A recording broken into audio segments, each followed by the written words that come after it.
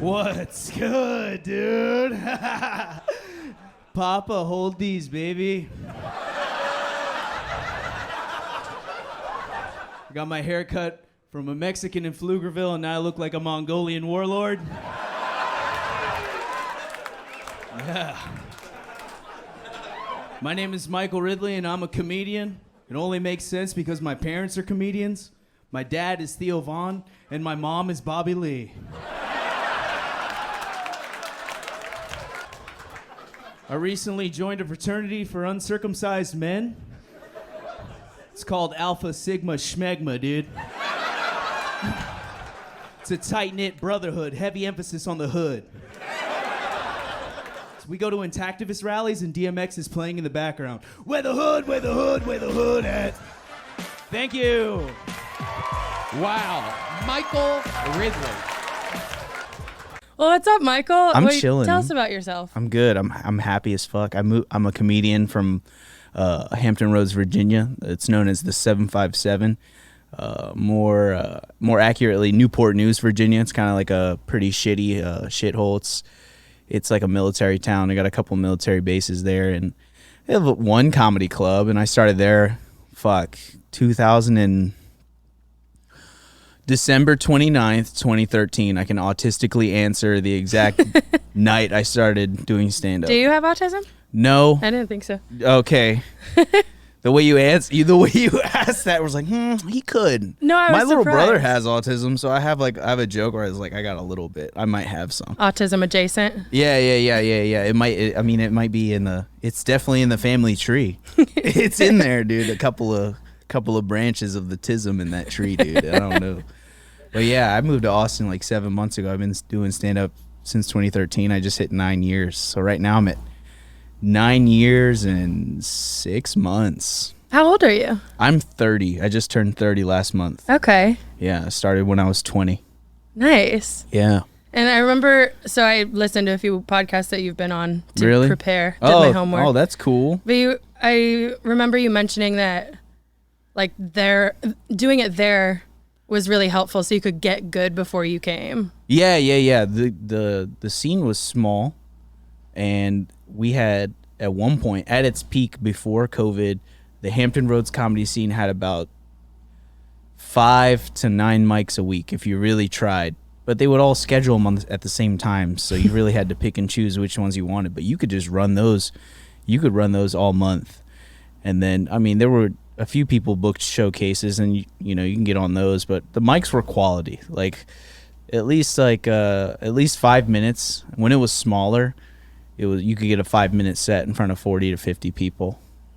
So that for fucking 8 years, and then coming out here, and then immediately like finding goddamn, dude, there's some fucking fruit flies. I hate Texas. Oh, no. There's so many damn fruit flies in I Texas. saw a cockroach here earlier. Hell yeah, dude. You got them big roaches out here too, dude. Dude, they are fat. Yeah, they're fucking thick as fuck because there's so much garbage to eat in Austin. There's garbage everywhere. So yeah, you can fucking saddle up on those motherfuckers.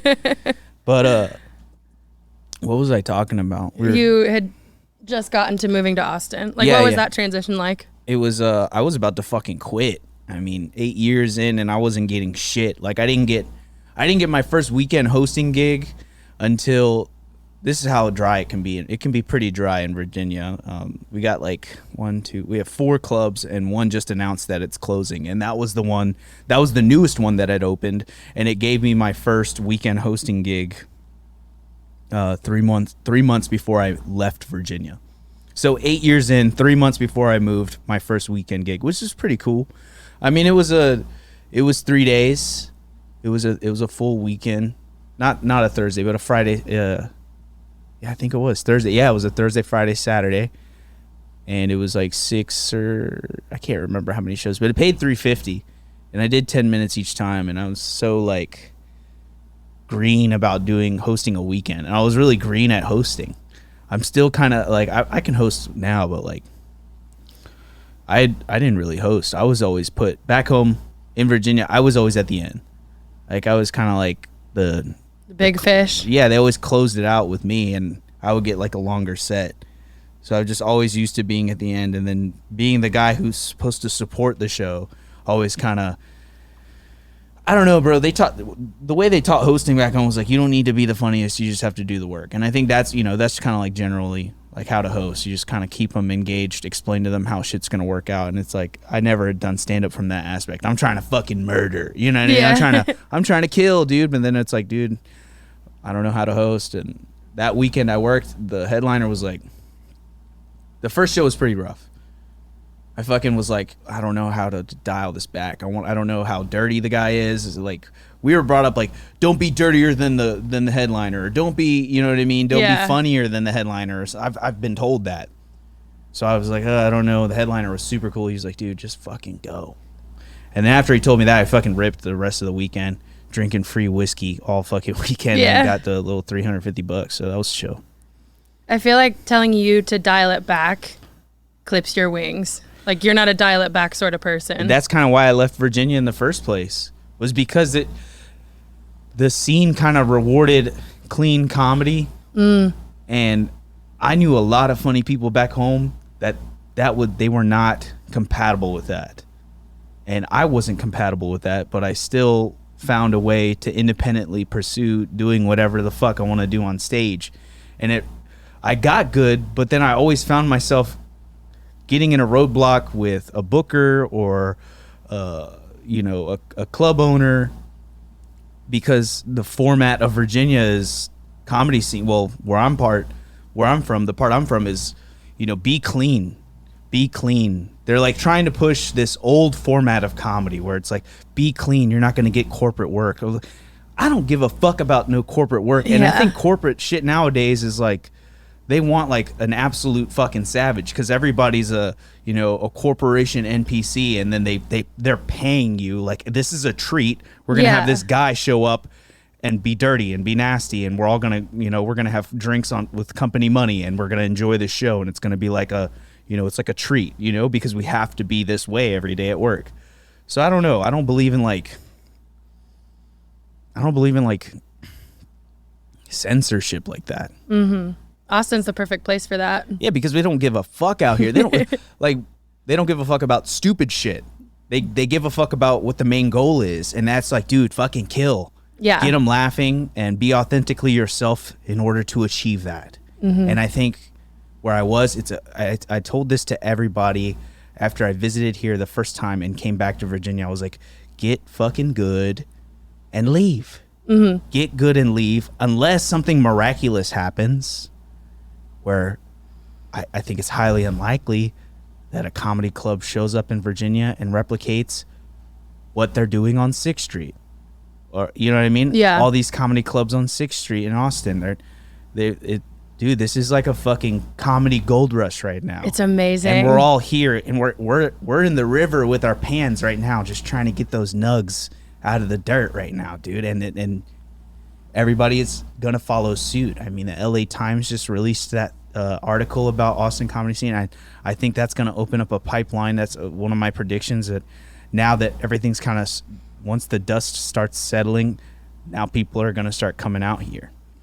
Well, and they have been, right? For a while. Yeah, slowly. It seems like every day I'll go to Creek, or I'll go to Vulcan, or I go to Sunset, and I see people are introducing me to a new person who just got into town, and I'm like, yeah, man, welcome. It's the same shit. I encourage anybody who gives a fuck about this for the rest. Like, if you want this to be a permanent aspect of your life, you should come here. So if somebody's like, let's say somebody's listening, they're getting better, but they're not amazing yet in their hometown, wherever that is, would your advice be just come here, or is it get good there and then come here? It really depends on that advice is particular to my friends back home in Virginia. Yeah.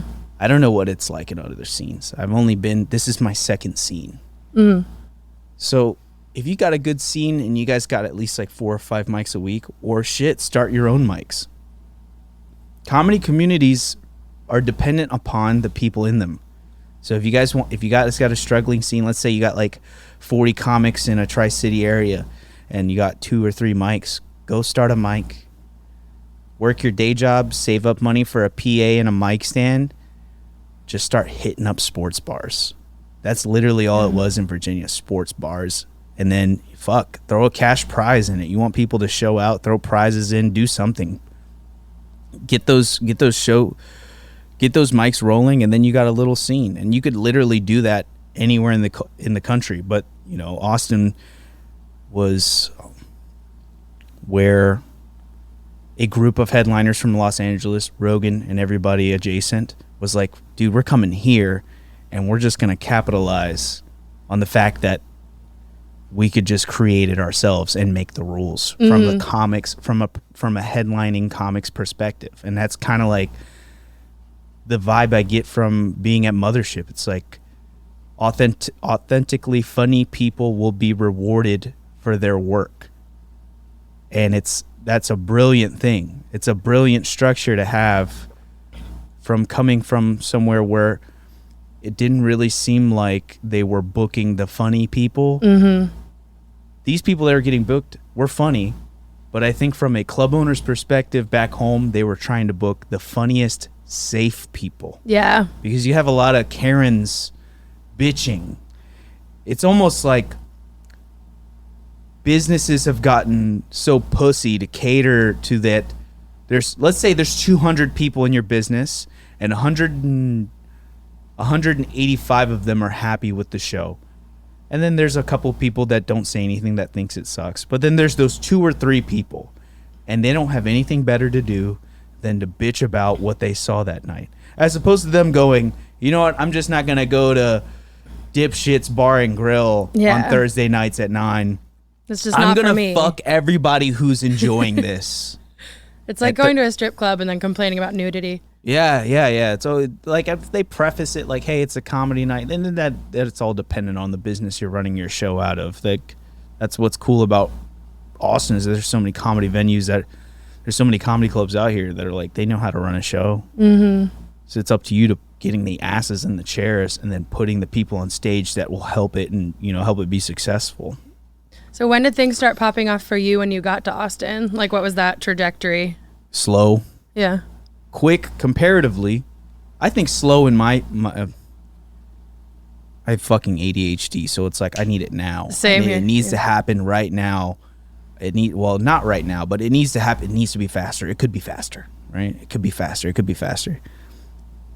But comparatively, 6 months living here, we'll say 7 because it's November. So 7 months being here, I am making amazing fucking progress. I'm incredibly thankful to fucking be here. I'm incredibly grateful that I didn't quit and I took a chance. May of 22, I first visited for South by Southwest. I was on the verge of quitting comedy. Me and my wife had enough money in our bank account to start working towards a down payment on a house. She had a good paying job. I had a good paying job. I had a couple of cars I was like fucking around with. I was totally like complacency started settling in. And I was like, yo, I could just stop doing this thing this shit ain't hitting no more. You know what I mean? This is not hitting anymore. So why don't I just buy a house and get some dogs and fuck around with these cars and drink coffee on Sunday mornings with my friends who have the same car? What changed your mind? Visiting here for the first time. Let's go. The third day I was here in May of 22. They did that week of South by, they did like 4 or 5 Kill Tony episodes. They were planning a vacation. Tony and Redban were going to go on vacation, a well-deserved one, right? Yeah. So they're like, let's knock out all these episodes and then we can take time off while they're coming out. The third day they did Kill Tony at Vulcan that week, I got pulled. Was that your first set on Kill Tony? Yeah. Okay. My first appearance. So this is an important detail. The night before, we were upstairs on the smoking patio of Vulcan, and I met the photographer, Joe White.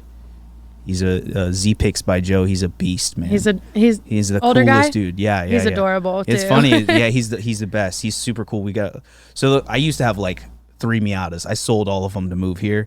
Joe White has a fucking Miata racing team. He has like built ass Miata. So me and Joe, like fans of the same car, fans of comedy. But like when I met Joe, I looked at him. He was very nice to me when I first got here. My second night here, I was on the patio with Joe White, and I looked at him in the eyes, and I was like, tomorrow I'm gonna get pulled out of that bucket, and I'm gonna kill that shit. And then after that, I'm going to get offered Secret Show, and I'm going to fucking kill that too. The next day, those exact things happened in that order.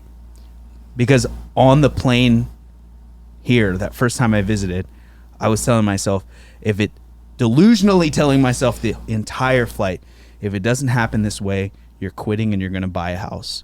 You're going to go the alternate timeline.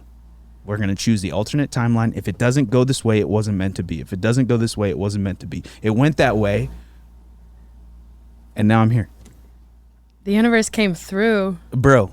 Talk about a fork in the road.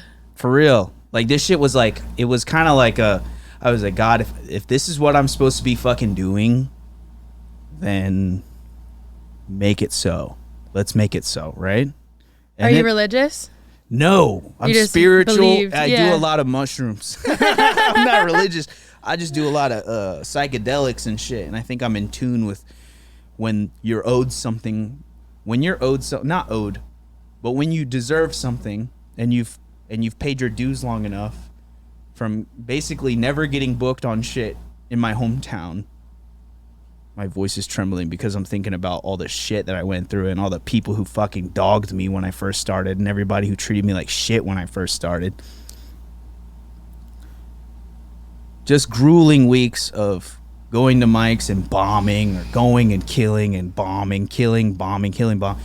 And then just getting to the point where I was like one of the funniest people in the scene, but nobody was fucking booking me because the guy's kind of fucking unhinged. On stage, he's kind of scary. It's my favorite part of your comedy. Thank you, I appreciate you. Yeah. But and then to come here and to be absolutely embraced because it was reassuring. It reassured me that I was doing something fucking right because I was listening to my fucking heart and like my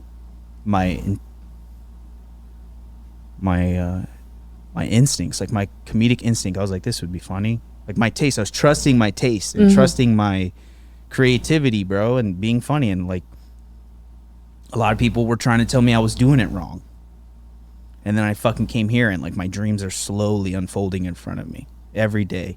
Every time I think I have fucking Austin, Texas comedy scene figured out, I'm like, yeah, I gotta figure, just some shit fucking blows my fucking mind.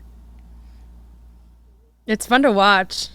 Yeah, like I remember seeing you on Kill Tony, and I think I might have been at that Secret Show. And so that's what turned me on to your comedy. And then just like seeing you at Creek different times and roast battles and whatever, like it feels like watching your glow up. Low key. Yeah. Low key. That is what it seems like is happening. I'm just kind of I'm trying to find this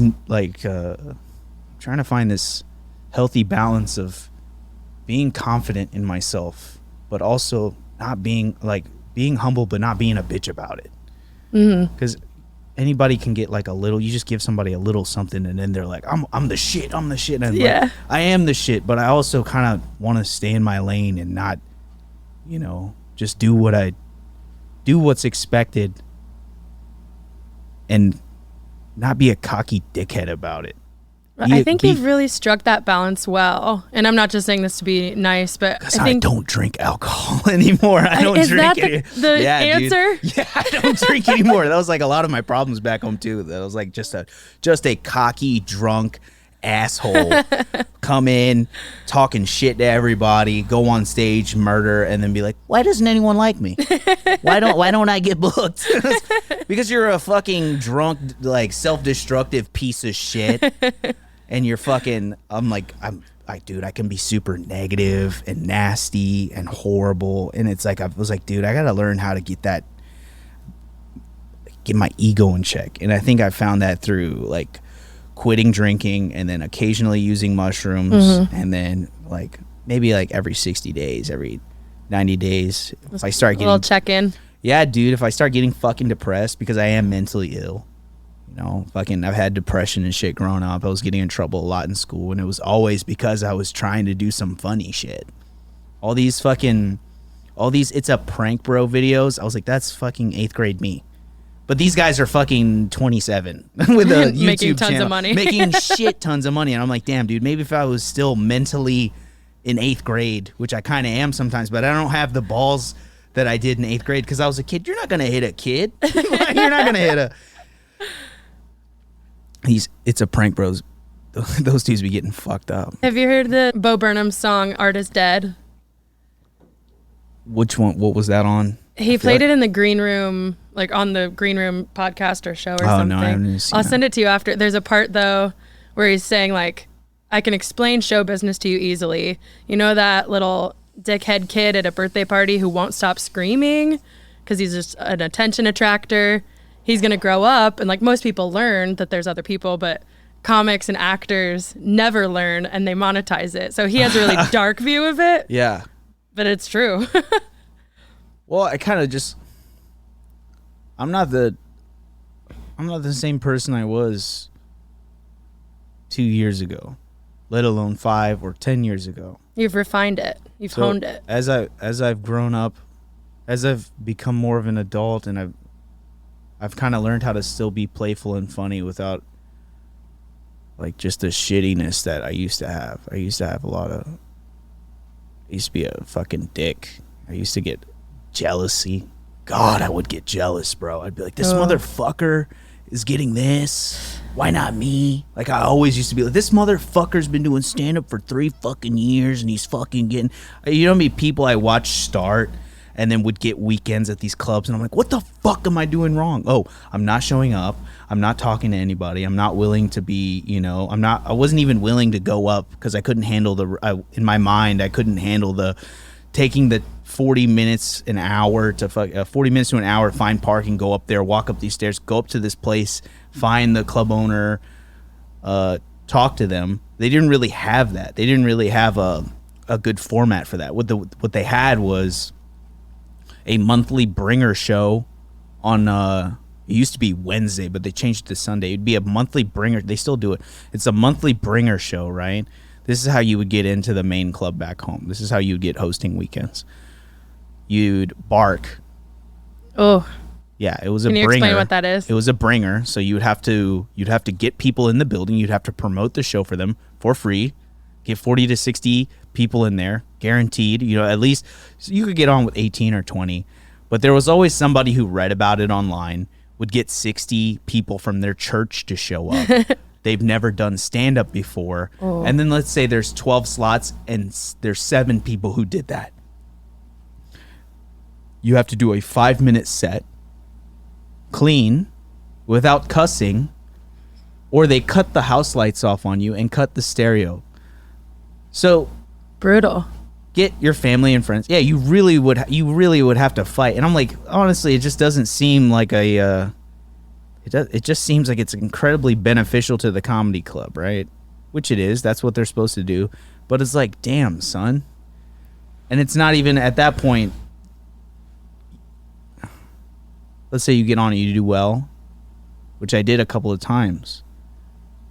Then again, you're getting judged by 3 comics that are random, and a lot of the judges that they would regularly rotate didn't like me anyways. So it's like, and you don't want to bring your friends and family to that show if the lights are gonna get cut off on you. And then like I'm getting everybody to show up on a Wednesday, and I wouldn't even get on. And I'm like, well, all right, thank you guys so much for trying. And then those numbers of people, what 18 people I could bring is now 2 or 3 people. Mm-hmm. And then the rest of it was barking, and then finally getting on. And then there were times where I placed, and then the person who won, I was like, I fucking see right through this shit. And I'm like, you know what? I'm done. I'm just gonna get good. Either get good and leave, or just give up. And I chose to get good and leave. And it's fine. I don't blame the club for doing that. But I am gonna be like, it just doesn't seem like a. There should be at least an open mic, right, where they can handpick. Yo, this guy's good for this guy, or this guy would be good to open for that guy. Like if I were a club owner, I would have audition mics. Mm-hmm. Especially with such a small scene, you know what I mean. That was the problem though. The scene was small. They would get like 2 or 3 people, let's say 2 to 5 comics, right? Mm-hmm. And those were their regular opening comics, and then spots are full. It's all full. It seems like Austin does a better job. Like they're putting the audience first, specifically those few Karens that you're talking about. Yeah. But in Austin, the art is first. It's especially Mothership, it's set up for the comedian. Yeah. So the best art wins and you get what you incentivize. And in Austin, it's actually incentivizing good art. Yeah. You're incentivizing funny comics, right? And there's enough clubs and there's enough rooms and there's enough rotation that, you know, the people that you see, there's nobody in Austin. I don't feel this way. When I go to Austin and I see, oh, he's doing this, he's doing that. Okay. It's good for them. I don't get jealous because I'm like, I can see how I see the structure. There's no jealousy for me here because I can see the structure. I'm like, well, that person's a worker. I can guarantee you that. And they earned that position. Yeah. And that should be a motivator. Or maybe that's just where my mind is now. You know, that mindset, I could have applied that mindset back home. But then again, I was different then. Well, here it seems like that's the general atmosphere too. So maybe you could have just matured overnight there and had that mentality there, but it doesn't sound like it was set up for you to have that until here. Yeah. I mean, I don't know. I also had shout out to Tony Hinchcliffe and Redban though, because I feel like I would have had a much harder time getting to where I'm at right now if I didn't get lucky with Kill Tony and if I didn't grasp those opportunities. There was a little bit of luck, but a lot of it was being prepared for those moments. And I feel like a lot of people, including myself, you're going to get those moments. You're going to get those opportunities. And the stakes are high here because there's actual headlining comics. The Mount Rushmore of modern comedy lives here. Yeah. And people talk and word travels. So when you're out there and you're going up, dude, you got to bring that shit. Your life can change here. Yeah. So I think that changed my attitude about comedy too, just being here is like, oh, there's a real chance. At least there's somewhat, you know what I mean? Mm-hmm. It's tangible. I can see it. And I think that's what hurts me the most here is that, dude, it's so fucking close. But it's still, like I was telling my wife, I was like not in a good place. I was like, it's so close, but everything seems so far away. It's like I'm so close to it, but it seems so far. Because it could happen tonight. Yeah, it could. Yeah. And tomorrow could be entirely different. It's like I'm literally inches away, and it feels so far away. She pulled me to the side. She was like, "Babe, you're inches away." Fuck that. It's so far away.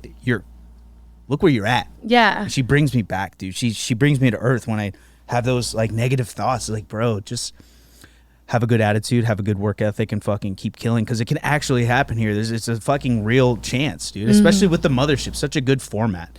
Go hit the open mic, right? Sign up for that open mic every fucking chance you can. Yeah. Sign up for it every time you can. Well, I was curious about, I mean, on Kill Tony, you talked about your time in jail. Oh, yeah. I talk about that all the time. Okay. I can talk about that. That shit is like the reason why I started doing stand-up because I went to jail for fucking weed in 2013. It wasn't even that much weed. It was 17 grams of weed. How long were you in there? 30 days, but I did 24. I fucked it up on the interview on my last Kill Tony. I did 24 days. And then I did 6 days on suicide watch. Oh, jeez. Yeah. I did 24 days in a pod with like actual like hard motherfuckers. Like, Yikes. Like fucking real ass motherfuckers. I was in there with those, my goofy ass, pretend drug dealer, goofy ass. My goofy pretend drug dealer, goofy ass, fucking my bitch ass around all these real ass motherfuckers, dude.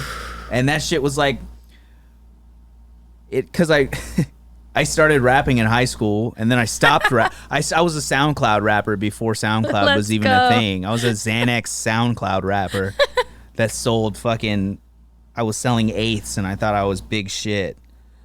And it was literally like, all it took was for the cops to raid my apartment.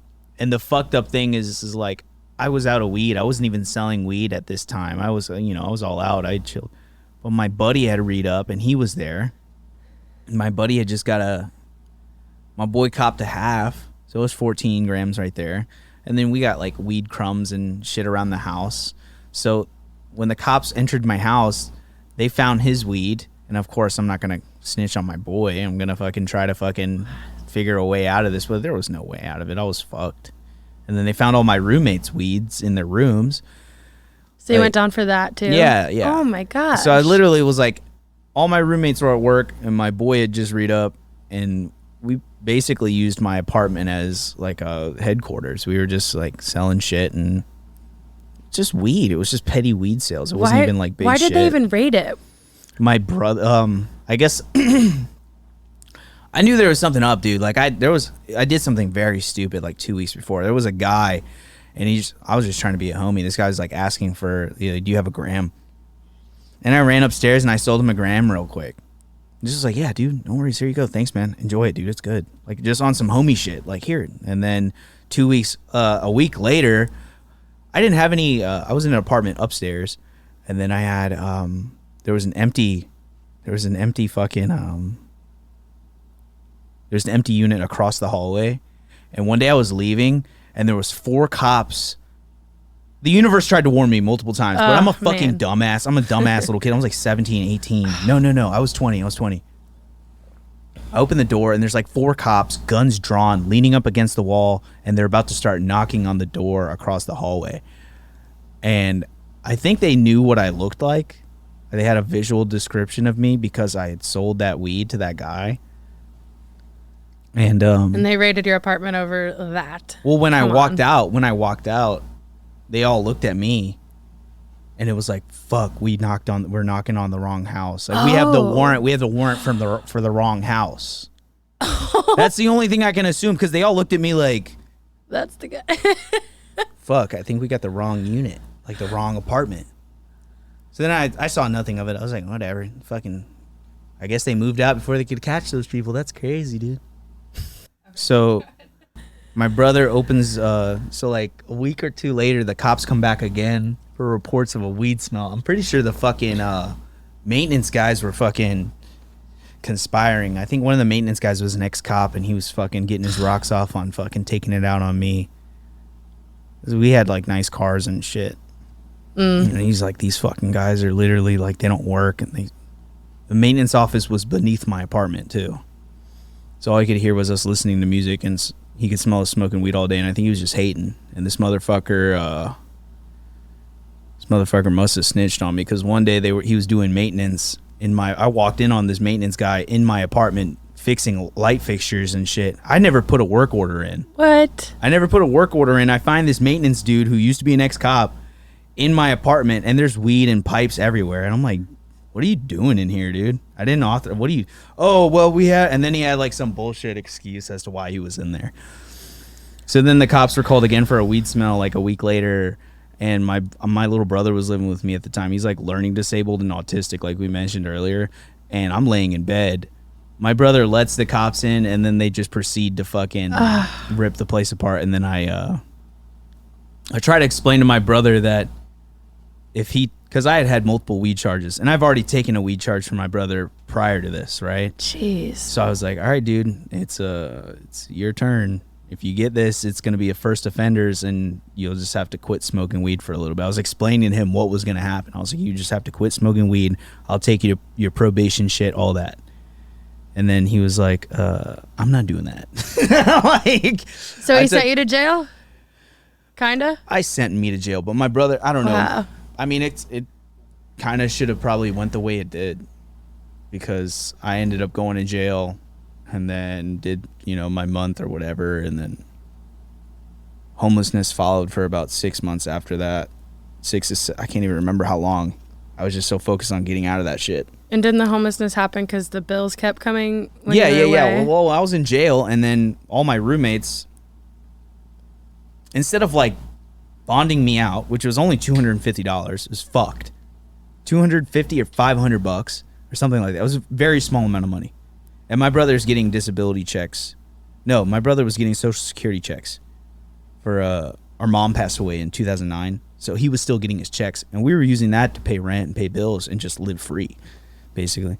So instead of like, my brother's not developmentally, coherent enough to fucking do that stuff, or be like, hey, we need to pay rent, or hey, my roommates just talked him into moving out. Oh no. And they just left the place unattended, stole all my fucking clothes, stole all my shit, and moved somewhere else, and took my brother, and they stole his debit card and fucking ran his debit card into the negative. Like, yeah. You're not friends with them anymore, right? Absolutely not. I Okay, wasn't friends good. with them when I got out. I was trying to, my brother was still living with them when I got out, and I was trying to explain to him what they were doing. My brother's like, yeah, it was bad. It was, Oh my I kept a gosh. real horrible group of people around me because I didn't know any better. The fucked up thing is we were feeding and housing most of these people, and they just absolutely violated us. Jeez. Yeah. They wouldn't, and it's perfect for me to be in jail because I was the only person who could, it would make sense. What sense does it make of getting me out of jail? That doesn't benefit them. You know what I'm saying? That's so messed up. It was pretty fucked. Yeah, it was pretty fucked. So after that, all my bills went in default because they didn't pay shit. Electric, gas, water, rent. We got a cell phone. I used my credit, but I used my brother's money to get us a phone. So, I didn't have a phone. I needed to get a job. Jeez. Yeah, it was fucked, dude. I paid all that shit off, though, over the last 10 years. Fucking all that shit was paid off within the 3rd year of getting out of homelessness. But, dude, I was feeling the effects, but I started doing stand-up, right at my peak of homelessness. I don't know what to do next. So I did my first mic, and I killed. Wow. And then everything fucking... Oh, fuck. I wasn't supposed to be a fucking SoundCloud rapper or pretend drug dealer. I'm a comedian. I'm the funny guy. So you're supposed to perform. I'm supposed to be performing, but yeah, I had to find the right one. I had to find the right facet of performing. So I was like, all right, comic. Wow. Comic. Fuck, I'm a comic. Wow. Do you think you would have done comedy if that hadn't happened? I probably would have done comedy from a different perspective and then would have quit because I would have been, a drunk little piece of shit kid with a bunch of money I inherited a bunch of money when my mom died, and I spent it all. And from 17 to 20, I spent $25,000 in 3 years while getting $900 a month from Social Security survivor benefits. And I just spent it all on drugs and alcohol. And then it all went away. It all went away when I was 20, and then I was homeless, yeah. And I had nothing. So but then you found comedy. Yeah, I did my first set, and I was talking about being the only Asian guy in jail. And the comedy club is a 5-minute drive away from the jail. So it's all really local, and people are laughing, and they get it because they know. We live in a rough, it's a rough area, you know what I mean? A lot of incarcerated people there. A lot of unjustifiably incarcerated people live there, you know what I mean? Wow. Yeah. They're just locking up people they were locking people up for the pettiest amount of weed and shit. It's funny because they legalized weed in Virginia in 2019, I think. So I was like, oh my gosh. I was like, what the fuck, bro? But I mean, I'm kind of grateful that life took me there because it also gave me basically the only thing that, the greatest gift that I could be given was to find out that I was supposed to be doing stand-up. Because everything that followed afterwards, it started a domino effect of good things. Yeah. Everything good in my life has come from stand-up. It sounds like the universe has really had your back, even when it seemed like it really didn't. It brought you to comedy. And then when you came here for Austin, you said it's going to happen. It did. Yeah. Wow. It's a weird life. I know I'm sporadically we kind of went into current where we are. Where this is all on topic. Okay, well, yeah, it seems like it's all cohesive. I hope people listening kind of get it. But I don't know. I'm very grateful, dude. I'm incredibly fucking grateful I'm grateful for everything that happened. I'm grateful for everything bad that happened because it led to so many good things.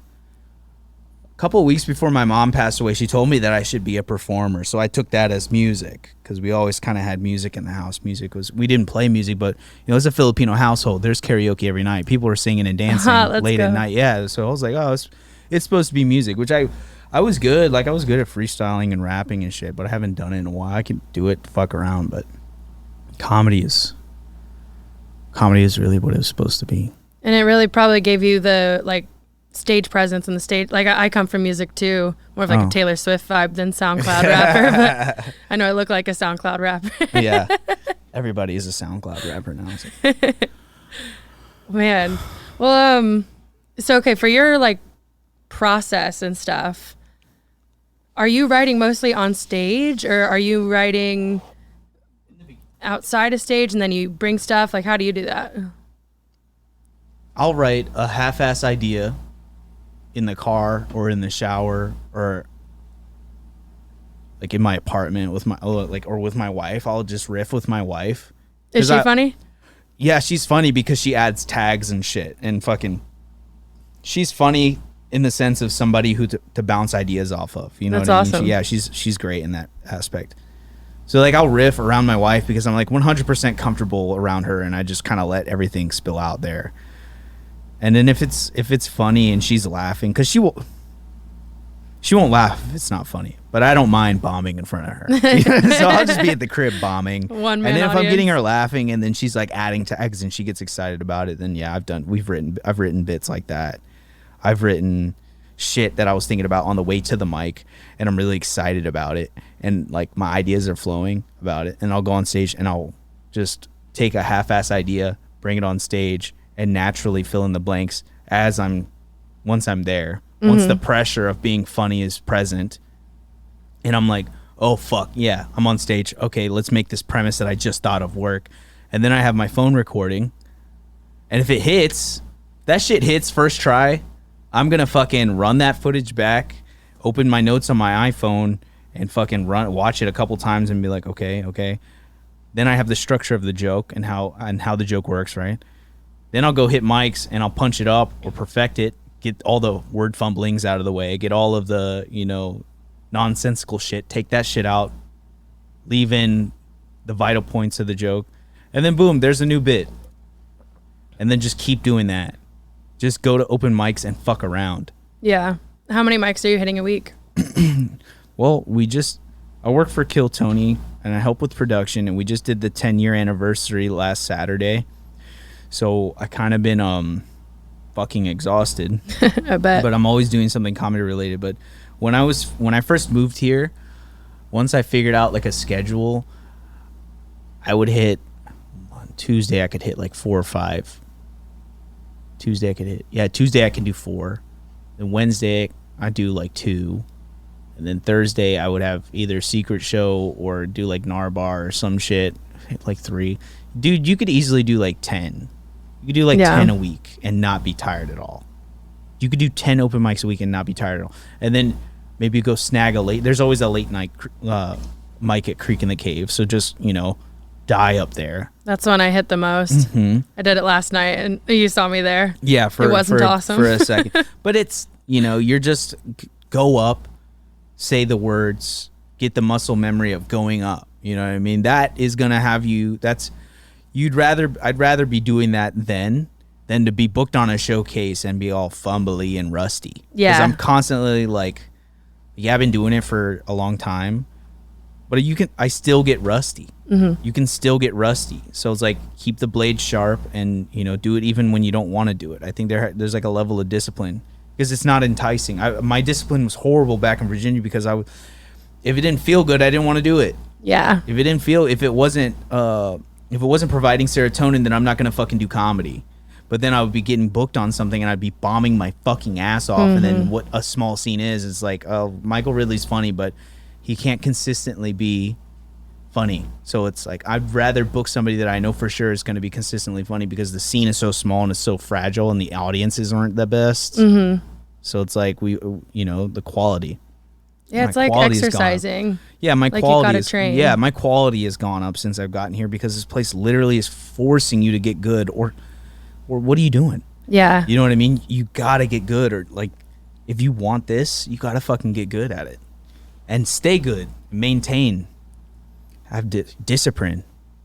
Discipline. You gotta have discipline. It's because I would do. Dude, I remember I took like 3 months off just because I was when I was back in Virginia. I took like 3 months off and I was getting so fucking depressed. And then I just started coming back, getting back on stage, and I was rusty as fuck. In my mind, I was rusty as fuck when I first visited Austin. That was like 3 months prior to coming to Austin. I was like in a depression, a hiatus. I'd quit for a little bit. Wow. And I just started coming back and getting, going up at open mics again. And then some buddies were coming out here and I was like, let me come with. Fuck. I would love to come with, but I don't have the money. But that sounds like an awesome time. Yeah. And I was at lunch with one of my friends and explaining to him that there was this trip that my buddies were planning to go to Austin. And I'm at lunch with my friend, and he just goes, dude, he pulls his phone out, and he goes, when is it? And I tell him the dates. He goes, okay, what hotel do you want to stay in? How long are you going to be there? He books the flight and the trip. Wow. Pays for it completely. Wow. And I had, you know, and then, because I come from an automotive background, so me and this dude, we were fucking, he has a paint shop in his backyard, like a full-blown, like, professional paint shop in his backyard. Cool. And he would hit me up and be like, hey, you want to sand these cars? And I would just be back there sanding these cars for hours, like masked up, sweating my ass off or whatever. And we had just knocked out like a shit ton of cars. Like, this is like weekend work, because we work at a body shop during the week, and then he has his own body shop at his house. So we're like doing side hustle shit. And we'd knocked so much shit out. He was like, dude, I already been saving up, like, I had like $2 or $3 grand saved up. No, I'd gotten like $2 saved up, and I was like, I don't want to blow it all. It's just I don't want to spend all the money and then just be kind of broke out here. It's like, whatever. And then Pay what if for you it. came and weren't on Kill Tony? Yeah. Then I'd be evenly, you know what I mean? I was telling him what it was or whatever, and he was like, dude, he booked it, and then I had enough money to buy the rental car, and then we just ate and got drunk for 9 days and hit mics. And the open mics here were brutal. There were less mics back then, or we just didn't know. It was during South by, so there's like whatever mics we could get were like 30 minutes out, and there was like 8 people there. So it was Because like, there were so many shows. there were so during many South shows. by. Yeah, it's not a good time to visit to do comedy. Yeah. Like if you're not already booked on shit. If you're trying to hit open mics, all the venues have been converted to accommodate the events that are in town. So I was like, I don't know, this is kind of bleak, but Wow. the Kill Tony and the Secret Show appearance really helped. I mean, I did so good. I closed out Secret Show. It was like 12, or it was like almost like, yeah, it was like 12:30, 11 That's at a tough night, spot. 12. Yeah. It's like after midnight, and I fucking destroyed to the point to where Redban wanted to talk to me. Everybody's like, hey, where's Michael? Redban wants to talk to you. Redban was like, he looked at me and he goes, when are you moving here? That's great. So yeah, shout out to Brian Redban. He fucking was like, this guy is funny. He should be here. Legend. And then he kind of like, he's good at that though. He's good at knowing, He's got an eye for He's got talent. yeah. He's good at fucking picking people out of the fucking, you know what I mean? So what do you do for Kill Tony? Tell us a little bit. Your PA? Yeah. So what are some... I was offered the what's position. that look like? I was offered the position from one of the producers, because I was working at Vulcan. When A I was door guy? Yeah, I was a Okay. door guy at Vulcan for a little bit when I first moved here. And I worked every Kill Tony because I loved the show afterwards. And I signed up. I would sign up every Monday. You know what I mean? I'm like, well, I want to work Kill Tony because I'm going to sign up. So if I'm going to be there in the bucket, I might as well be getting paid while I wait to see if Yeah. I get pulled. And I'm already going to be there. So I get to see the show for free. And I'm already in the bucket and I'm getting paid. So it's like, dude, it's very beneficial. It's like very strategic. And they offered me the job. And I took it. I was like, yeah, for sure. When we go to Mothership, do you want to help out? And I was like, yeah. So now I'm there. I'm there every Monday, and everybody, yeah. So it really helped me get familiar with the staff and security at Mothership. And everybody's really nice. They're fucking awesome people, great senses of humor. Everybody's super chill. That's another cool thing about Austin is like all the door guys, a lot of, well, maybe not the bartenders, but everyone working on the project is a comedian as well. Like everybody gets it. Yeah. And the people, like the security guys and all that, they're not comics, but they're big fans and they understand. They know what's funny. Yeah. They're comedy fans. They like it. These are comedy people. You know what I'm saying? So I get along with them. I get along with everybody there. They're super nice. I'm welcomed. And Have you learned, like, what are some things that you've learned now that you're like seeing how the sausage is made behind the scenes at Kill Tony and those sorts of situations that the average comedian doesn't necessarily have access to? So there's a lot of moving pieces, right? And when you're doing that kind of work, you kind of have to, I'm trying to think of the word. Or maybe You have friendships. to be with that kind of work, like helping out with the show, dude, we got to be proactive. Shit goes wrong, or there's like you got to find a quick solution. Be there. I mean, bucket pools. We got to kind of sort it out now. Everybody's in Shakespeare's now, so that's easy. It's kind of easier. Because at Vulcan, it was kind of easy. They had it sorted out. They've been doing it there for so long. They had a set system. But when they moved the show to Mothership, we had to pretty much rework the entire thing. And it's constantly evolving and getting better each time. Mm-hmm. And some nights it's like, wow, that went off without a hitch. And other nights it's like, oh, this particular thing happened, so now we have to adjust for that. You have to be quick on your feet. And that's how I was at Vulcan. So I think that's why they extended it to me. Just being proactive and like... We have a camera that's moving, so we have to keep eyes on the camera, make sure whoever's operating the camera has a clear area. It's like, but I mean, same thing. I'm going to be signing up anyways, so I might as well be there and help out. So what kind of like tasks are you helping out with? Like, are you grabbing the comedians once generally, they're pulled? No, I don't do that. But generally, everything I'm asked, I do. So I'm just helping. But like what? Like I don't even know what. We get everybody signed up. We have release forms. We have, I check cameras, make sure they're still rolling, checking battery life, wiring, setting up everything, the table, the bucket. Like I don't touch the bucket, but we set it on the table. We put all our sponsors up, Screwball Peanut Butter Whiskey banner on the left-hand side of this on stage right or stage left. And then, basically set the table up every single day. It's a heavy table too. We have to take it out of the back hallway and all this stuff. It's set it up, and it's good though. It's chill. Wow.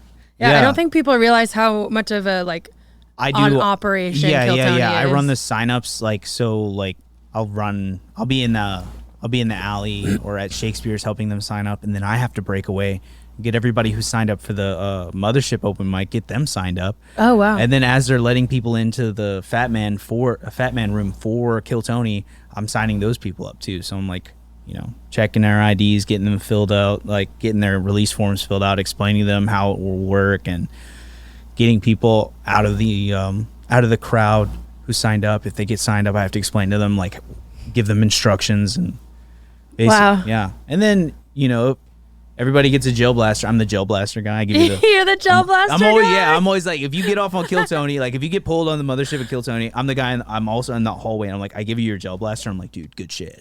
you're kind of like I'm kind of arms like dealer. Yeah. I give you the gel blaster, or I'm like, all right, well, better luck next time, man. Yeah, it can be like that sometimes. Like I kind of like this, like either like positive reinforcement or the fucking hey, dude, that was pretty rough. I'm sorry, man. Like it's pretty awkward when somebody bombs. I'm like, dude.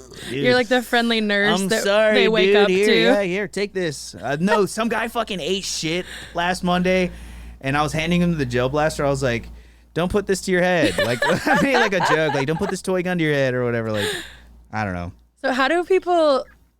That's something I've never thought about. Like, what are people generally like after their Kill Tony set? Dudes... You could see the emotions flowing over these people. Whoa. It's magic, dude. I love working for that fucking show. I love working there, dude. It's the best. I fucking love working for dude. You can see like Cam Patterson became a door guy.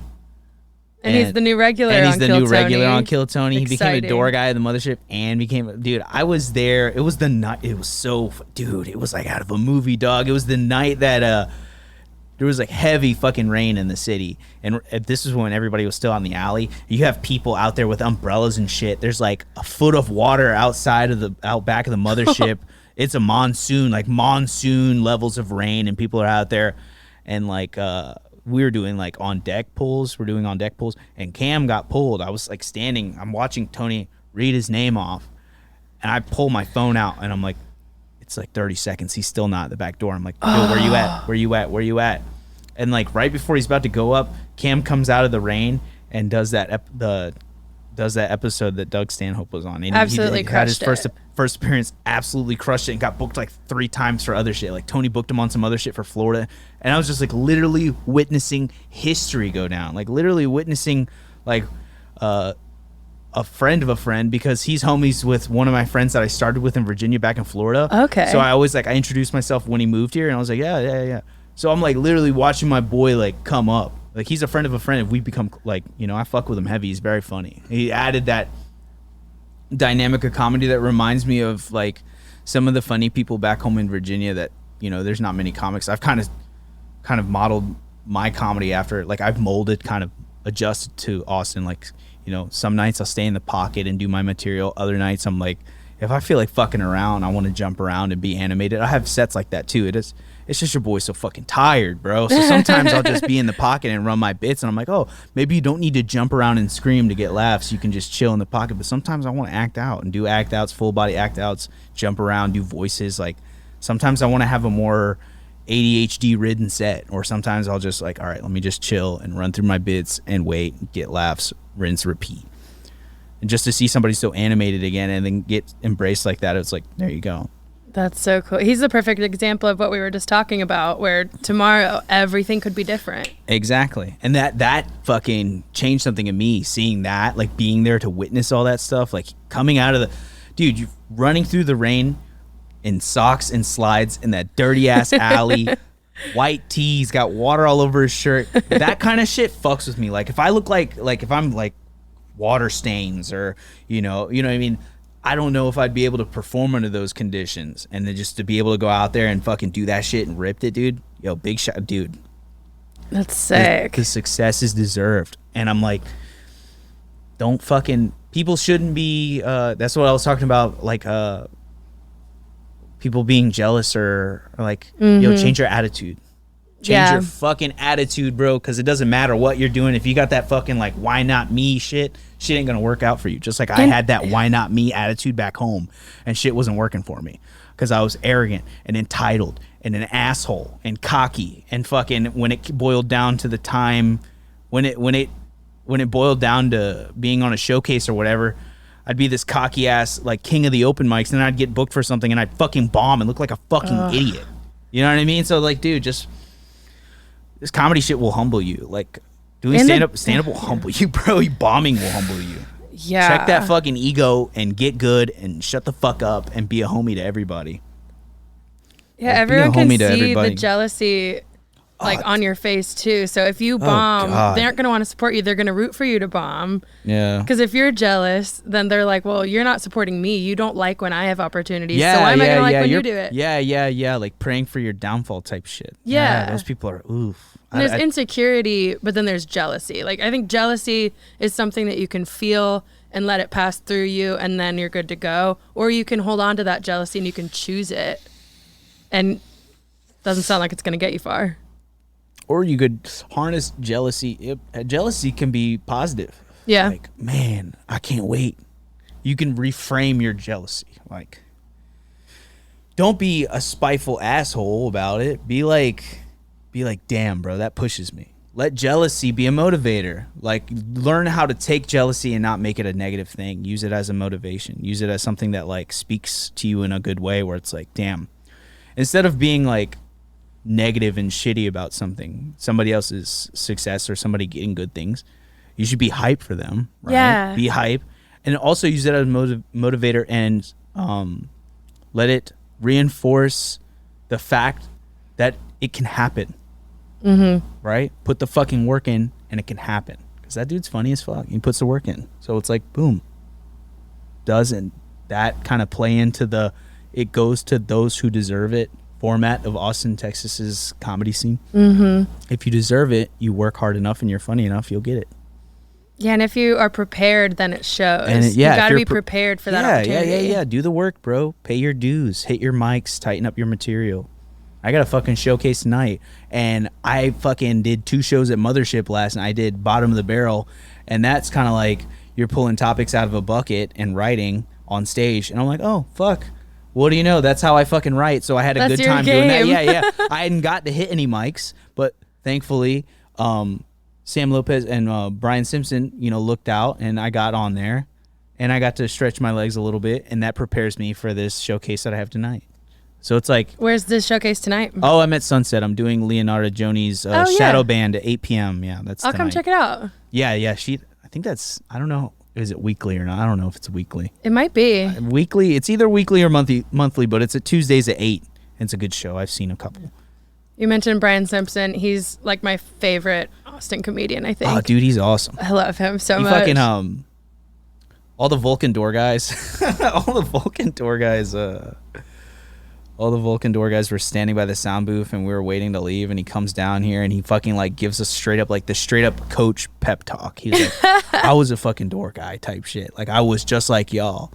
And he fucking told us, he was like pointing at the stage, he's like, don't do the work on stage. All the in between, that's when you should be doing the work. Listen to your sets, write your jokes down verbatim if you need to. Fucking figure it out off stage. Up there, that's when you play. He's like, that's when you should be having fun. Ooh. Because if you're fucking, and that shit resonated with me because this whole time I've been doing the fucking work on stage, not being prepared. Be prepared, right? That's fucking dope as fuck. Like that's free fucking game. Yeah. Whenever what other I get good free advice game, have you gotten? fucking Derek Poston. I fucking Love got off him. stage. I got off stage at Mothership one night, and I was being fucking feeble, and I was being. You could see I was insecure. Aw. You could see I was getting frustrated because that insecurity speaks to me sometimes. That like, you don't belong here. There's a voice. I have a voice that sometimes would be like, "What are you doing here? You don't belong here. These people are way funnier than you." Instead of you're as funny as these people and you belong here, my brain goes, nah, you don't belong here. You know? But that's all that fucking trauma from when I first started not being like accepted. Yeah. So I was like, I always kind of carry that like, you don't belong here fucking insecurity. So I have to learn how to keep that at bay. Like tell that shit to shut the fuck up and know I do deserve to be here because of all the shit that I went through. And basically Derek was like, dude, you gotta fucking keep it together when you're up there. You gotta be fucking cool and in control. You're the, you know what I mean? You're the thing. They're gonna see that. Don't let a rowdy audience rattle your cage. It was a late spot. It was late. They were drunk as fuck. I'm trying to run my bits.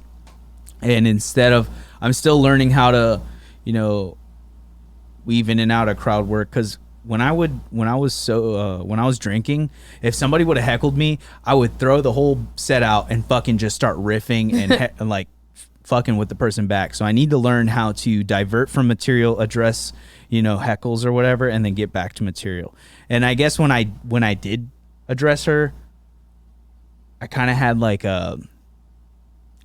started clamming up a little bit. Whoa. Started getting uncomfortable. You could see that I was like trying to get back. And I was still getting laughs, and I closed my set strong and everything, but it was the flaw. Derek saw through my bullshit when I was on stage and gave me a heads up and told me that I need to check that shit. Wow. And that's valuable advice. You don't want to be surrounded by, you don't want to be in a fucking echo chamber. People gassing you up when it's not deserved. Because then it gives you a false sense of confidence. Mm-hmm. And in my opinion, it enables mediocrity. Enabling mediocrity is like a hidden cancer. You're putting somebody in this mind space where they're like, yo, I'm a killer. I'm good at stand-up. But everyone else who does stand-up can obviously see it's bullshit. Like, yeah. This is, dude, you're bullshitting. Like, the greatest advice is from comics who are better than you that can see through your bullshit and then kind of guide you into addressing that bullshit and fixing it, fixing the hole in your boat. You know what I mean? I can see the holes in your boat, and here they are, and this is what you should do to fix them.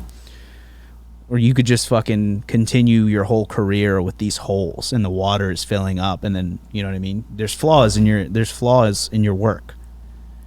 You should be able to be real with yourself when somebody calls you out on your flaws, or fix your shit. You know what I mean? Yeah. If you truly care about being good at what the fuck you're doing, you're gonna take criticism. You gotta learn how to take criticism. Okay, Michael, so you're funnier than I am. You want to make this funny? Where should we go from here? I don't know. I was just damn girl, you put me on the spot right there. Be funny. Be funny. Do you get that a lot? Like oh, I'm a comedian. I Oh, used tell me to- a joke. Oh, I hate that. I don't. It's the worst. It's annoying. It's like, because it's always like I know somebody's always talked about like, well, that's not really how it works. There's like kind of a set and setting and context, and yeah, especially when I'm barking, dude. I fucking suck at barking. Can you explain what barking is? Promoting your show. Like Promoting on on the the street? street to strangers. Like yes. handing out flyers? Handing a flyer. They're always like, oh, this is your show? Tell me a joke. I'm like, yeah, you can see them at the show. They're like, nah, I need one right now. And I'm like, I told her, I was like, this dick ain't free. Hey. And they didn't laugh at that. That was the joke. And that's the problem. I was like, and then it was like, I guess it was context. Like I was barking to this black dude, and he just looks at me and he goes, "Man, you gotta find better words to use." I was like so fucking embarrassed. I was like, "Oh man, this black dude thinks I'm a gay little Asian." Promoting a little comedy show, and the flyer was all colorful too. I was like, God fucking damn it, I look like a Gaysian promoting this comedy show right now. It was fucking, dude, I suck at barking, bro. I hate one-on-one.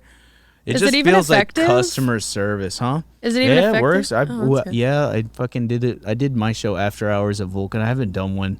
I did one. I haven't done it again because I fucking absolutely hate putting on shows. I have to work on that. Everybody who does stand-up should do a show. Yeah. But like, dude, it's so much fucking work, and I was so tired, and then I'm making all these excuses right now, but like, I really would just rather get booked. I'd rather get booked on a show. It's like, oh, it's very easy. I just show up. Stand-up's already hard enough for me. Yeah. But I think it'll come with time. It's something that I did good, and I'm like thinking it was like it was a bad time or whatever. No, it was good. We got like 35 people in there at midnight, but Vulcan's huge. Yeah. And that's I tough. barked from 8. I barked from 8 p.m. I wasn't on stage until 1:30, and then I did 30 fucking. I wasn't on stage until 1:30, and then I did 30 fucking minutes. Wow. But we kept 35 people in there, and There I you just go. kept booking people and adding the link to the show, and it's like, it was pretty rough. Like, it was rough from my perspective. So maybe if I could I would run a show, but maybe in a smaller venue. Yeah. Run a show in like a 50 to 60 person venue. Do like East Austin or South Austin, or do Roscoe's. Those are smaller rooms that get real hot when you shove a shit ton of people in them. I love those rooms. Yeah, they're good rooms. It's crazy how many fucking comedy clubs are in this town. It's just rooms and mics. Can I tell you my favorite thing you've ever told me? What? At the patio at Creek in the Cave, you told me that I'm Asian passing. Yeah, you are Asian passing, dude. Zoom in on her face, Ryan. She looks Asian. You look like a little Caucasian, dude. Caucasian. I would say you look like you're like quarter Korean or something. You look like you're like an alien cosplaying as a white person. So you look like an alien. Okay, so I really want to do a roast battle soon. You should talk to Adam Lucky. He runs it. Okay. Yeah. He put a thing out saying he's looking for more people because people are trying it. Roast battle's not for everybody. There's some people that are really funny on stage, and then like just being mean and funny at the same. It's kind of hard. Yeah. It was hard for me because I'm like trying not to be an asshole. You know, I spent so much time like reconditioning my brain to not be a fuck. Because I would roast people and make fun of people all the time at mics back home, and people are like, that guy's a fucking dick. Well, because it has to have an ounce of niceness with it. Otherwise, it's just mean and not funny. Maybe not niceness, but... It has to be at least. If it's going to be, it has to be as funny as it is mean. Yeah. It can't be more than one of the, more. Yeah, it could be funny, right? But so what material, like, I'm trying to anticipate what the jokes about me would be. So just based on what you know, what material? If I was gonna roast you, I would fucking say, putting you on the spot. Yeah, Caroline loves Simply Southern because it says SS. You know what I mean? Like, she loves clothes that say SS. I don't know. I would go off like this white supremacy thing, maybe. I don't know. Like What resting white supremacy face? I do have it. Like you have I don't know. I just feel like you have a bunch of tumblers with your initials on them. What kind of car do you drive? Honda Civic. Exactly. Like, I don't know, dude. Cool. Yeah, I've had trouble with roasting white people because you can't really do like everybody's like racist or pedophile or something. So you have to get very creative because you can't roast white people from a racially charged perspective because those things don't apply. You know what I mean? Yeah. You have to, if you're gonna make them racist, you have to make them funny. Like I roasted Holly Johnston most recently, and Love Holly. Yeah, she's the best. She's very funny. I got super creative with that. I was like, because I'm still learning how to like roast white people effectively because I fucking got murdered at 2 roast battles. My first two non-comedy bookings, like not doing a set. My first 2 bookings at Mothership were roast battles, and I got fucking annihilated both times, and I wanted to kill myself. They were so good. Jack Timmons, the first time murdered me. I did Get Ripped earlier that day. That's a weed show. You do 1 set sober, 1 set high. And I went to the mothership high as fuck with jokes that weren't that fucking good and got annihilated, brother. Can you feel beforehand, like before a roast, that you're going to get Annihilated on? Yeah. Can you feel that? Not lately. I've been like fucking like, all right, dude, I'm gonna the last one I lost was against Holly Johnston, and I was surprised that I lost because it was very close. It was really close. And then the one before that, I went up against Kat Remzinski. Okay. And I won that. We were both high. I did Get Ripped again. She didn't do a weed show. She was just high. So we were just two high people roasting each other, and I was the funnier high person. So that W was kind of like a man. Like I don't really count it. Like it was like we were both really high, but I had really great jokes. Like for Kat, you're a good roaster. For Kat, she's a little bit older, and I said back when she made eggs, comma, and then just the beginning of that joke had gotten such overwhelming laughter that I don't even remember how it goes, but I said back when she made eggs. Like, you know, I'm like, yeah, she's a woman, she's older, she's like, you know, late 30s, but just making her older than she appears with one sentence, with one part of a sentence. And then Holly Johnston, I said like, I made her racist, but she told me that she used to date a juggalo or whatever, and I was like, her juggalo boyfriend, she dated she dated a juggalo, and he had to break up with her because they kept using a clown makeup as an excuse to do blackface, and that's fucking big fucking pop off that. And she got me with like, Michael loves to do psychedelics, but instead of opening his third eye, he's just opening his 2 eyes. He's just and as she does it, I'm on stage going like this. Looking fucking creepy as fuck. Yeah, you like play into the roast. It's you really gotta well. yeah. And I only did like 2 roast battles before back in Virginia, and they did it wrong. Like they did it tournament style. So like let's say there's 5 people on the roast battle, you have to write 25 fucking jokes. 25 jokes for one night, and like they randomize the bracket. So you're like, you don't know who's gonna beat who. Yikes. So now you're like fucking writing jokes for pretty much everybody, but you don't even know, you might get knocked out in the first round. Ooh. But I always would make it to the end. Surprisingly, I would make it to the last round. I lost. It was always I got to the last round of those tournament style ones and I'd lose. I like the way they do it here though. Roast battle's sick as fuck, dude. I love that shit. It's my favorite genre of comedy, especially in Austin. Yeah, it sucks that the show ended, but they still have the league in it. Fucking, I've been featured on the Roast Battle podcast a couple times, and I'm hoping that when they see this one with me and Holly, that they make that the featured one. They do a podcast where they review the roast battles throughout the league. With Brian Moses and Coach T. You got to check it out. Yeah, it's Roast good. Battle podcast. So they fucking like they take the fucking, we had this roast battle in this division, so the Austin division, or you know, New York or LA, and then they have even fucking Tokyo, because Tokyo has a comedy club. No way. Yeah. I can't remember what it's called. I think it's like, I don't know, Tokyo Little Comedy. I'm going there next year. Oh my gosh, I want to do a roast battle in Tokyo. Yeah, for sure. Get my ass kicked. Sick. That'd be sick as fuck. I just want to go to fucking Tokyo, dude. Japan's sick as fuck. I used to live in Japan. I used to live in Japan when I was like 13. Really? Mm-hmm. My favorite roast joke that Holly had against you was something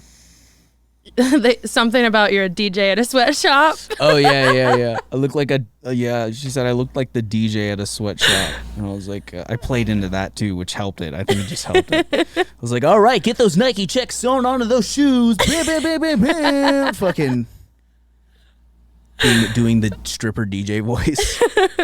Jesus Christ. Oh my God. Well, we can wrap it up here in a second. Are we, is that a good time to do that? So I want to end it with just like, so I'm starting comedy. I'm like 6 months in, kind of on and off. Congrats. Whatever. No, keep going. You're in a great place. Thanks. Well, what advice do you have for me at this position? Go up and write. Write, go up, write, go up. Record your sets. Watch yourself. Figure out what kind of, learn from your influences. Learn from your influences and find your style. But being so early in right now, I would suggest getting comfortable on stage and speaking. Like speaking publicly and getting comfortable on stage will make you appear so much more further along than you are when you master those. Because you can just fuck around all you want. You can fuck around and figure it out, right? But appear to have your shit together. Yeah. when you're on stage, just outwardly appear like you are a coherent human being and you know what the fuck you're doing. Do you think I did that last, like? Yeah, I thought you were Do you doing think- stand up longer. I didn't listen, but you weren't like like you weren't like being Sweet. like autistic and retarded on stage. You're like, okay, cool. She's a social human being. She knows how to speak to people. Okay. So then just supplement that with well-written jokes, or find what kind of style you are. Like figure out what kind of find what kind of comedy, what kind of comic do you want to be? You know what I mean? I'm like an animated, act out voices. I'm a hack. I'm a. I didn't want to say I'm it. an idiot. I'm a dumbass. Retarded, autistic, and gay. That's the kind of comedian I am. So I think I do that pretty well. But just figure it out. Get good. Yeah. Get good, pussy. I'm going to get that tattooed on me. Yeah, GGP. GGP. GGP, dude. Dash Michael Ridley. Yeah. Get good, pussy. Get good, comma, pussy. Yeah. It's funny, actually. Gotta put the comma, because then you just have a tattoo that says, Get get good. good pussy. Like it's like an advertisement or something. Come on down.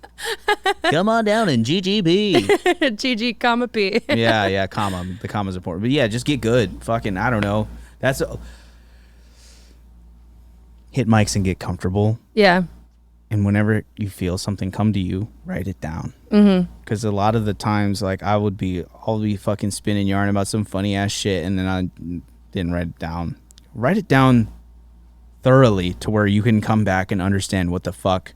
Because I'll go through my phone right now and give you a good example of what I'm trying to explain.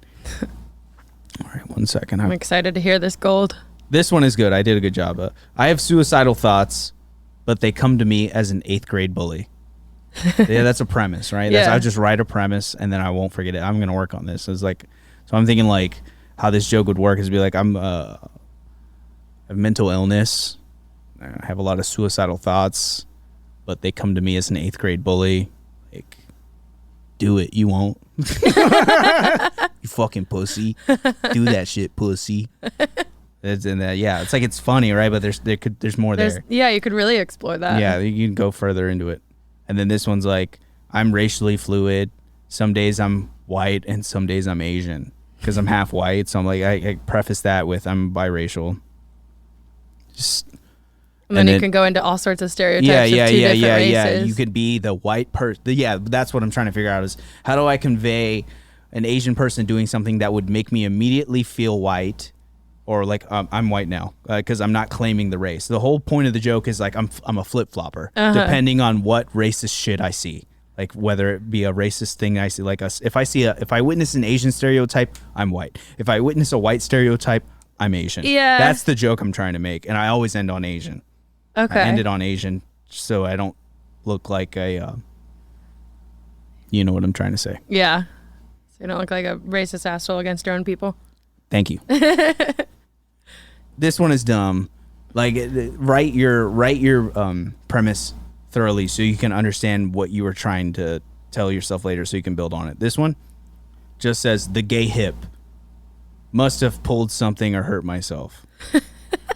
If you get an injury, like old school dudes would be like, man, my hip's gay, dude. I don't know what the fuck. I have no idea what that means. The gay hip? What the fuck? When you is said that? the gay hip, I was imagining like a guy standing, but like as soon as he goes like this, Yeah, see, exactly. it turns That's gay. Yeah, or no. It's like man, I must have pulled something. My hip's gay. It's just like something like I don't know. Well, I've got plenty of incoherent premises. Yeah, so. that's what I'm saying. It's like literally just write your premises down so that you can come back and write them. The perfect example of how confused we were just there going through my half-ass premises. Again, half-ass premises that I come up with a half-ass premise and then I go on stage and I work it out, and then if it's good, I'll run back the footage and I'm like, boom, go back, then write down the punches and fix it. You'll find what works for you, right? Yeah. That's my suggestion is find because stand-up's hard enough as it is, right? Mm-hmm. So make it as easy as possible, and you'll learn more about how your brain works just from being in that environment constantly of like, oh fuck, I gotta make people laugh. You know? Yeah. I believe in you though. Thanks, buddy. Mm-hmm. You'll be Aw. good. You'll be fine. Appreciate it. I'm gonna cut that. That's gonna be the clip.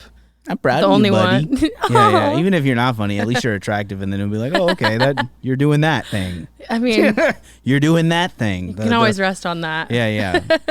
But for us uglies, we got to work a little harder. You're It's not hot ugly. as fuck in here. You're a Mongolian warlord. Thank you for recognizing. Yeah. Those are his words, not mine. Thank you for.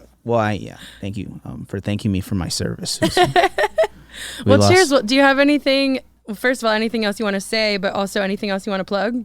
Follow me on Instagram at Chinky Sweat, and it makes sense because it is hot as fuck in It's here. really I'm hot. sweating my dick off. We're also doing a podcast in like a gym with saunas and shit. It's like, We The should ol- have done it in the ice bath. yeah. We should just be in ice baths, just fully shriveled for no What's reason. your advice? Ugh. Get out of this fucking ice bath. Give me a towel and a hot cocoa. Next time. Chinky Sweat on Instagram. I'm always posting my dates. And thank you for pre-ordering my shirt. I really got two. appreciate that. Thank you. I saw that, dude. I really appreciate it. You can check me out at michaelridley.bigcartel.com. Yes. Yeah, dude. I got shirts on there. They're sick as fuck. If you this would be a cool time to be like, look at this shit. Yeah. It's fucking sick, dude. Like, I love the fucking design of this shirt. Would you see this motherfucker? Like, you guys notice that there's a globe and Texas is the only continent on the globe? And then I have my Pit Vipers on in the shirt. And instead of Pit Vipers, it says Slit Vipers because I'm Asian and I have little slits for eyes. And I'm trying to think, the hat says Wang's World because I look like an Asian Wang's World. That's like, if you want to make good merch, have it reference one of your jokes and people will be like, oh, it even says. So I have like an Yeah. amalgamation of my jokes, like kind of. And a NASCAR part of it. Yeah, a little bit. Yeah, there's like a NASCAR reference in there. And It's a lot of inside jokes hidden in it. Yeah, and it's yeah. just a cool looking shirt. yeah, too. it looks cool, but it's also like it's like a compilation of all like my comedy. Like, how can I visualize my comedy into a t-shirt? And then it's got my Instagram handle on the back. It has, I literally put a giant racial slur on the back of my shirts, but I'm smart. I've tacked with it. It says Chinky Sweat, but in death metal font on the back. So it's like, you really gotta get up on, like, it's still legible, but not fucking, it's not just chink on the back of a fucking shirt. Like it's an Asian football team and everybody has a racial slur on their fucking jersey. Could you imagine the Los Angeles Gooks or the Washington Yellowskins, dude? And it's just fucking slurs on the back. Oh my God. Yeah, maybe I'll wear that shirt in Austin and not outside of it. All right. Yeah. No, I'll wear it everywhere. Every Awesome. day. This was really fun. I'll do it again. Let me know. Sweet. Yeah, for sure. Thank you for I'd love having me, that. Caroline. Yeah, cheers. Check him out on Instagram. Buy his t-shirt. Go follow him on Instagram so you can see his shows. And thanks again. Thank you. Yeah. Oh, and check out the Kill Tony clip too. Hell yeah. Cheers.